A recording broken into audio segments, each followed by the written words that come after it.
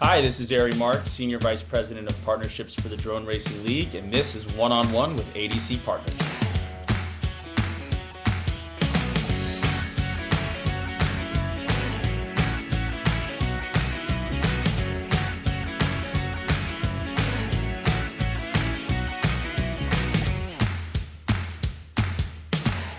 Hey, this is Dave Almy of ADC Partners. The Drone Racing League's current season wraps up on NBC with the Algorand World Championship semifinals on March 26th and then the finals on April 8th. So it's kind of a miracle I managed to get the league's Senior Vice President of Partnerships, Ari Mark, to sit down long enough for an interview. These are heady days for the DRL, so Ari, who oversees the league's partnership portfolio, is zinging around faster than one of his competitors' 90-mile-an-hour drones. And for good reason. The self-styled sport from the future is holding live events again, so the energy around the league is absolutely crackling. Sponsors like the Air Force, Alliance, T-Mobile, and many others have absolutely taken notice. In our conversation, Ari and I talk about his introduction to the DRL after working for blue-chip sports properties like the NBA and the NFL's Miami Dolphins, and what it's like to create partnerships for a property where the sky is quite literally the limit.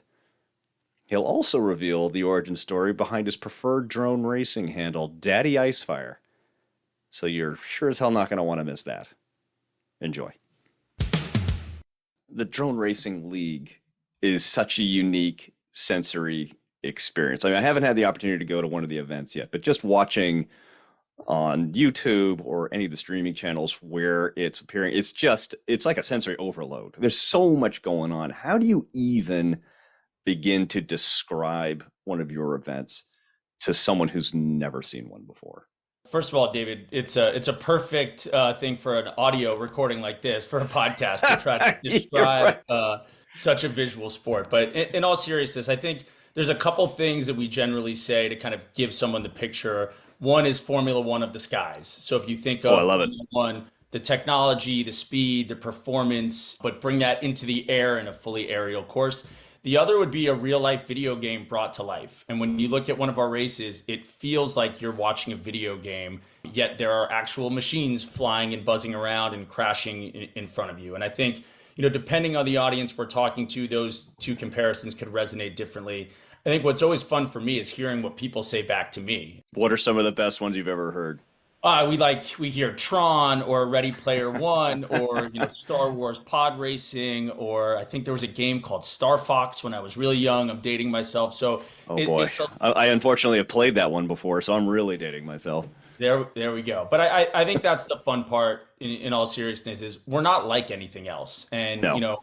When you go to a DRL race or even when you watch on TV, one of the big responses we get is, how is this real? How is this a thing? How is this happening, in 2023? And one of our sort of taglines is sport from the future, right? It's happening now, but the future has come to us. Because it really does not look like anything else. And I know if anybody's listening, you haven't gone online and you haven't looked at any of the videos associated with it, you really need to, because as Ari pointed out, for an audio format, it's close to impossible to describe exactly what it is, but does have that, like, I've literally been dipped into the inside of a video game, and you have that sense of it's all just happening around you. It's just remarkable, and it must be a really exciting thing to be part of right now. I mean, what was your first experience with it? Like when you walked in and saw it for the first time, did you think, oh man, I have to be part of this? Or how did that all unfold for you? Yeah, well, I had a couple different sort of entrees into drone racing. Many years ago when I was working for the Miami Dolphins at Hard Rock Stadium, I was in sort of a cross-functional meeting, and they were talking about, hey, there's a drone race happening in the stadium, closed set later on this week. And I remember just saying drone race and asking a million questions that did not pertain at all to my day job at the time, but understanding the technology, understanding where the drones would be racing through the bowels of the stadium, out, back around, up the helixes at Hard Rock Stadium. And I was fascinated by the whole thing, and life got in the way, and I didn't actually attend that race. One of my kids had a commitment, but for years I was then kicking myself when I started at DRL that I could have seen it much earlier. It kind of hooked you right from the information about it. It kind of scratched an itch for you, didn't it? Just going back to what we were saying before, like, how is this a thing? How is this possible right now? And the notion of them flying around and kind of through the hallways of where I was working at the time was fascinating to me. And then when I started at DRL, it was right in the height of the pandemic. So there was actually 6 months or so before I ever went to a real life drone race. We were doing simulation. I had obviously seen the shows and the clips. But I remember having, and I'll be totally candid, having this moment as we were counting down to the first race saying, am I going to like this? What is this experience going to be like? I've invested time and energy.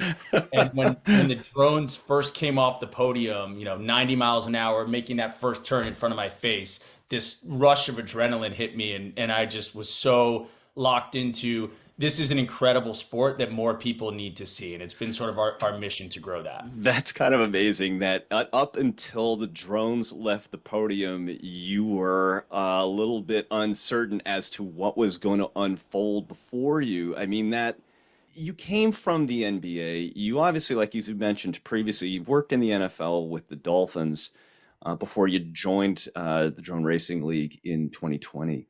What was that transition like? Because this is not your normal sports marketing property. What got you excited about what the DRL brought to the table for you? And did you have any concerns? I mean, other than not having seen an event? Yeah, well, I mean, I'll start with the concerns. I knew nothing about drones. I knew, very little about motorsports and esports and some of the things that DRL is adjacent to. So it was not a home run sort of, this is my experience level. But I think what really drew me was, I don't know, a curiosity or a hunger to, one, learn about something different and immerse myself in something different. And then two, to be in an earlier stage of something. And I'm incredibly fortunate to have worked at the NBA and under, amazing leadership, David Stern, Adam Silver, Mark Tatum, and at the Dolphins with Tom Garfinkel and the amazing team there.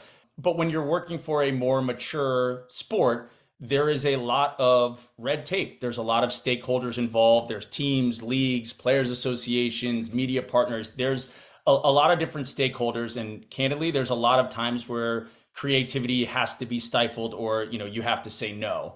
And so what drew me to DRL was this notion of something that's young and fresh and nimble and can move quickly. And the idea that, we could create a partnership model and create, a business where we didn't really have to say no and where we could think incredibly big. And not only we could, where we sort of have to think big because we're not a cookie cutter sport. We don't fit neatly into anyone's particular box. So let's go, all out and be totally creative and innovative in everything we do.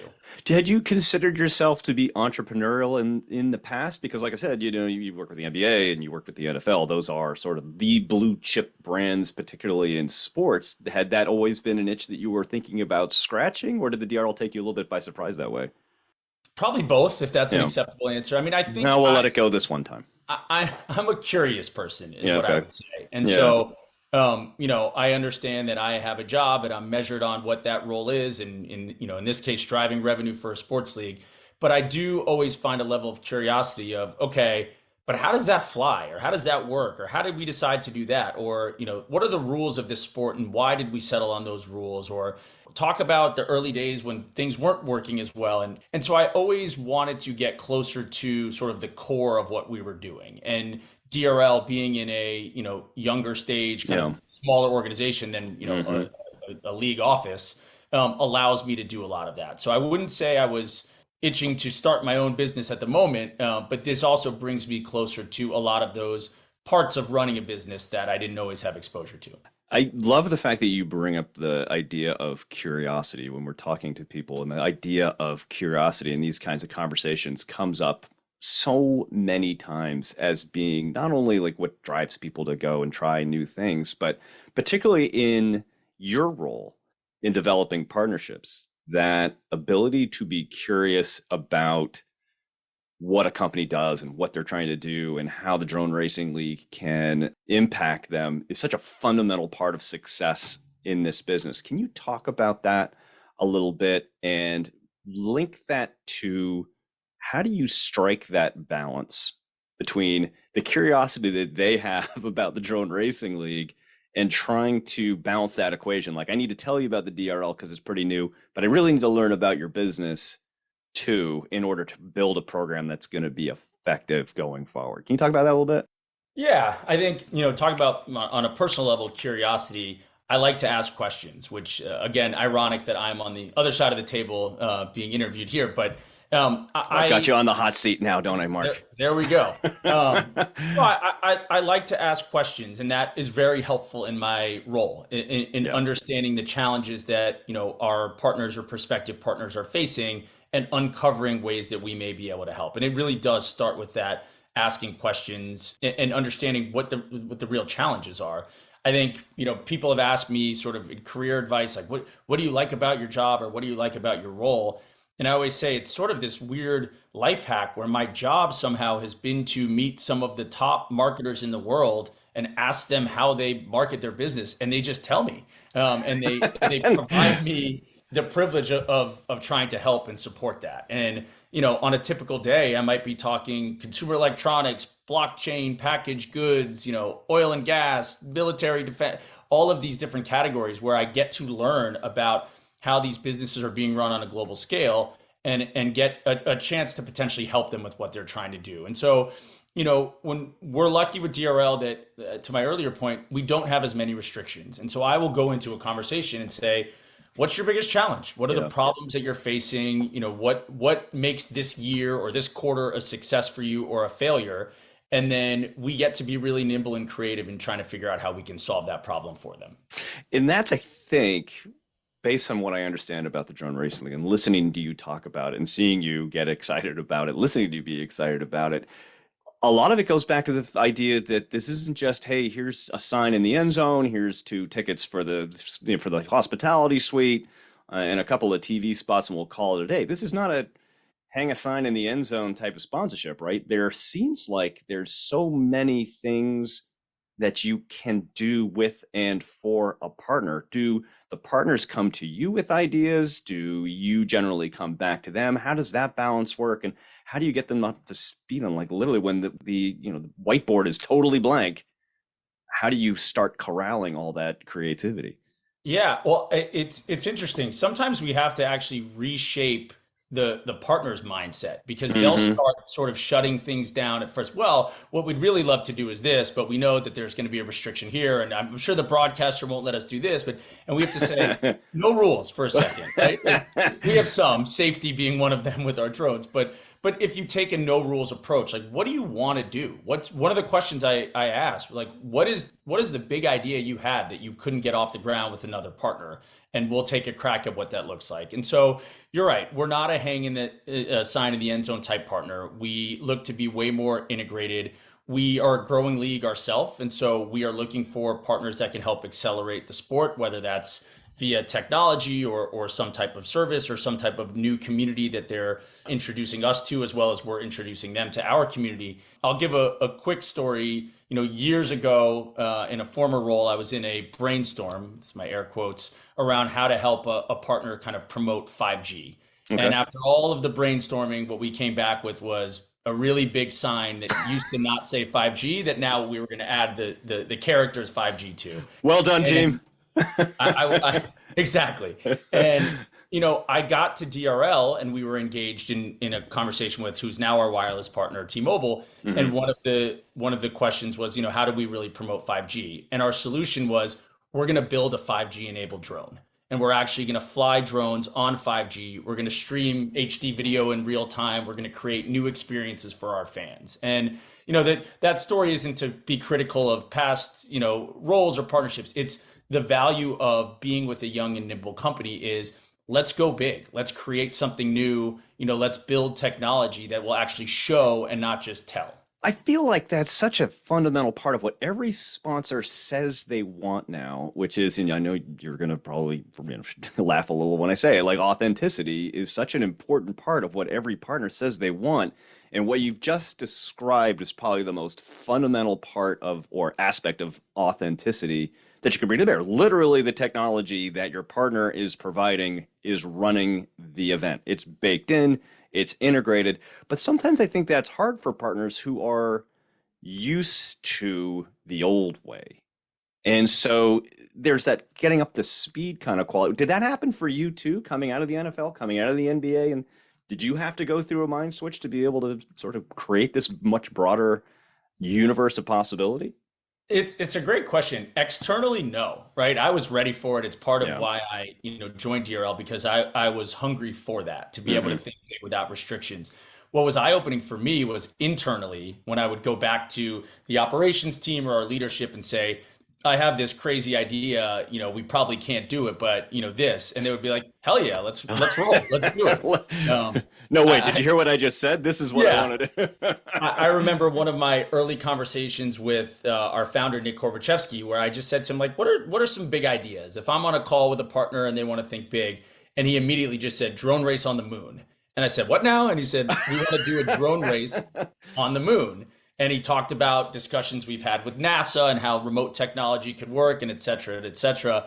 And that was a great kind of aha moment, literally in week one, where I said, this is the right place for me. This is the type of big thinking. And for anyone listening that wants to do a drone race on the moon, we're open for business. I would say that that is probably the best big idea I've ever heard in my life. Drone racing on the moon. You heard it here first, everybody. Just remember, I'll reflect tell back on Nick this one.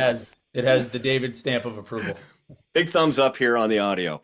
I think the other thing I really find fascinating too about the drone racing league and the drones themselves is that they are also at the center of content development.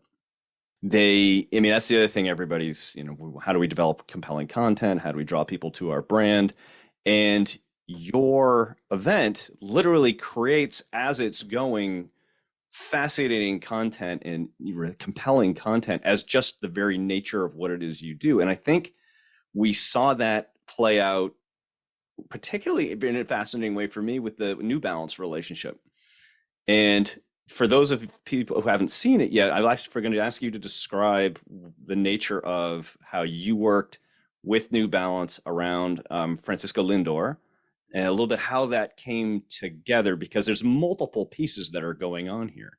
Yeah, well, if you'll indulge me for a second, I will more I'll than give a second. a very lay term sort of technological breakdown of our drones and how they fly, which is called first person view, or known as FPV. And so the drones that we use have a camera on them that is fed back into goggles that the pilots are wearing. So the pilots are looking through the perspective of the drone. They're not looking at the drone, they're wearing goggles. They see what the drone sees. And that allows them to fly crazy speeds through tight windows, through corridors, through caves, down cliffs, and in a bunch of places where you wouldn't be able to see the drone. And It's so literally making me airsick just thinking about it. it's like you were sitting in the cockpit of a drone, although the drone is like the size of a notebook and not an airplane, which you couldn't reasonably fit into. A little harder. Yeah. A little harder.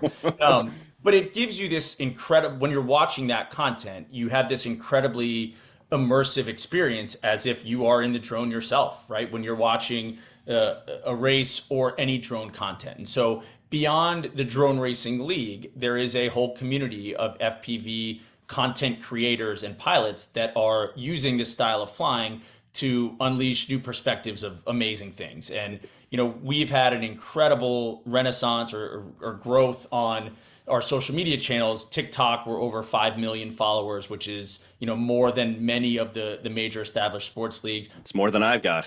Well, wait till this goes live. And more than almost, I think, all of the U.S. Individual sports franchises, right? These are entities that have been around 10 times as long as us in many cases.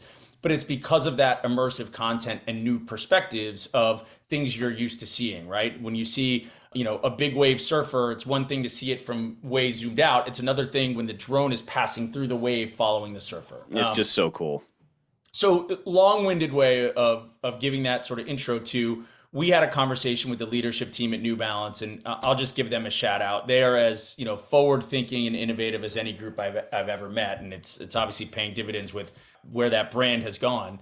And we started brainstorming all of the sports that they're in, the content that they're creating, and it sort of started with this notion of, wouldn't it be cool to see a home run from the perspective of the ball? And that was the idea. And, they, as a leader in sort of the baseball category, they have a relationship with the Mets and Citi Field, as well as Francisco Lindor, their all-star shortstop. And so what we did is we produced content together where we brought one of our championship, former champion drone racing pilots, a guy named Paul Nurkala, who's, won Emmys for content creation. We got Francisco and the team, and we basically filmed batting practice from a perspective that, you've never seen before, tracking him running the bases, taking swings, and most importantly, getting that sort of hero shot of what it looks like when a ball is, coming off the bat and flying into, the outfield of Citi Field. And you did all of that with FPV racing drones and created a piece of content that we're really proud of, that gave people a different look at Francisco as an athlete, but also of the sport of baseball. And I think it's really cool too that you're talking about your partnership with them, but they're also weaving in their other partnerships as well. There's so much cross-pollination going on that benefits all the parties. I'm a little surprised we don't see that more, given the way, particularly, I mean, obviously you have the drone capabilities to be able to produce that kind of content, but that kind of cross-pollination is kind of fascinating that it doesn't happen more frequently, I think. Yeah, well, I think, there's a couple factors to that. One, we're a very unique sport in that, the drones are the ball, so to speak, Mm-hmm. but a baseball, a football, a basketball don't have a lot of utility outside of their core sport. And our drones do, right? They're both the competitor, but also the content capturer or device. So we can play well with others in a way that is very additive that would be hard to do in other sports. I think the other key thing for us is we play well with others because we don't necessarily have a lot of overlap with these other leagues. And 70% of our fans don't follow the big five sports in the US. They're more interested in sort of technology innovation, the next sort of Apple product launch, than they are in, is Tom Brady coming back, again this season. And we lean into that and say, we're not competing with you. We're not, a threat to you. We are reaching different audiences, and imagine what we can do together for you to introduce your audience to this and for us to introduce our audience, and how do we build together? And so drone content continues to be, more at the forefront of sports, entertainment, Hollywood, music, all of these things. And, we love that we can be sort of a curator and a participant in that. You've got a big partner with blockchain network Algorand. And there's obviously been a lot of turmoil in that space. How do you work with brands that might be a bit newer to these types of investments, that aren't as experienced as sponsors, and trying to understand what's going on there, but also making sure that they're on solid ground and that you're protecting your brand from connecting with those kinds of things? Absolutely. I mean, but by the time any of these partnerships come to light, there's been months and months of work and relationship building and trust and diligence that's come before, right? So it starts with that. It starts with us believing in the partner and their business and sort of their long-term vision and the people that we're working with. And then it grows from there. And so what I would say is the industry as a whole has been sort of oversimplified, right? Algorand is a technology company. They were founded by a Turing Award winning cryptographer who's been, in the industry creating for many, many years. And we have ultimate faith in sort of that background. This is not a meme coin that has no value or utility that, is for retail trading. And we met with a number of organizations in the blockchain space before we, selected a partner. And I think what we loved about Algorand was the underlying technology and how they were sort of attacking some of the things that we still hear as challenges to the industry: sustainability, speed, fees, all of those things that we believed in them as leaders in this space. I've been doing this long enough that many industries have gone through ups and downs, and in many industries there are singular or some bad actors that that have issues. I lived through the financial crisis in the mid 2000s in New York City, seeing all of that. And, we didn't stop finance. We just, eliminated the bad actors and consolidated and found a better path forward. So as it relates to Algorand, we believe in their technology. We believe in utility, and we're building real things with them. We're building real experiences. We're building blockchain-based games with them.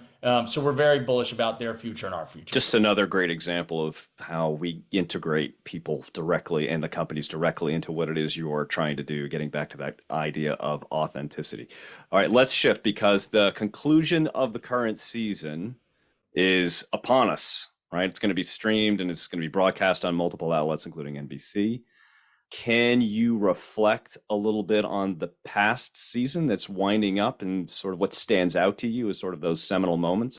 Yeah, I mean, this season has been amazing. It's felt like a party, is what I would say. The energy and excitement of our fan base is what will be sort of the enduring feeling for me. I referenced earlier, I started at the company in 2020 in the height of the pandemic. Our first few seasons that I was here, we were still dealing with the pandemic and not producing big scale live audience events. This season, having a full return to that, seeing packed stadiums, smiling fans, cheering, screaming, the look of wonder that I described myself having earlier, that I get to see on someone's face when they see the drones take off for the first time, and that will really, there's no replacement to being there in person, but that will shine through on the broadcast, seeing sort of the excitement and energy of the fans. Going forward, are there developments that you're looking forward to that you feel like in the next iteration of DRL, even from the league as a whole, or even just simply from a partnership perspective, that you're looking forward to, that you're anticipating?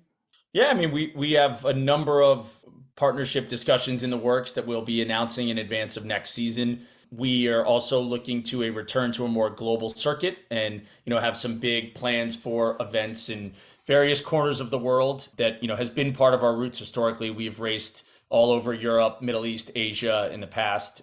And so a lot of excitement, a lot of momentum around the sport. And again, as we continue to see drones have this moment in culture and showing up in more and more places, we're finding new ways to welcome our fans in, whether that's via mobile gaming or console gaming or soon to come blockchain gaming. There is a lot of interest in the drone space, and we've sort of become the centerpiece for that. Ari Mark, Senior Vice President of the Drone Racing League, thanks so much for joining us. But before I let you go, we are going to enter the lightning round. A couple questions for you that you do not have any awareness of, and I'm just going to ask you to give a quick answer, the first thing that pops into your mind. Are you ready? I think so. All right, maybe. We're going to. It's not an ambitious start, but let's give it a shot. Let's go. You went to Tulane University in New Orleans. What is your insider's Mardi Gras advice?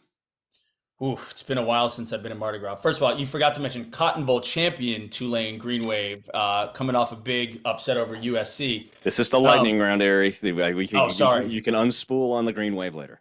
My Mardi Gras advice is make sure you eat. Make sure you find time for some food, get some po' boys, something that's going to fill the belly.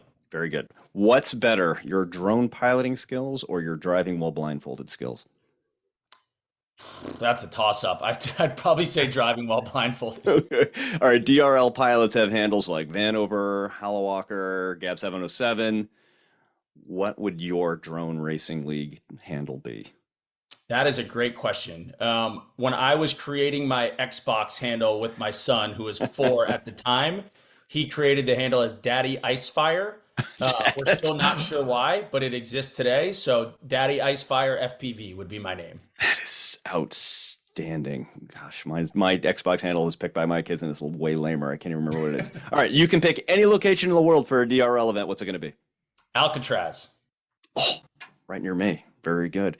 Thanks again for taking the time. Appreciate it. Thanks so much. Thanks for listening to this ADC Partners podcast. For more information about ADC Partners, please visit our website at adcpartners.com.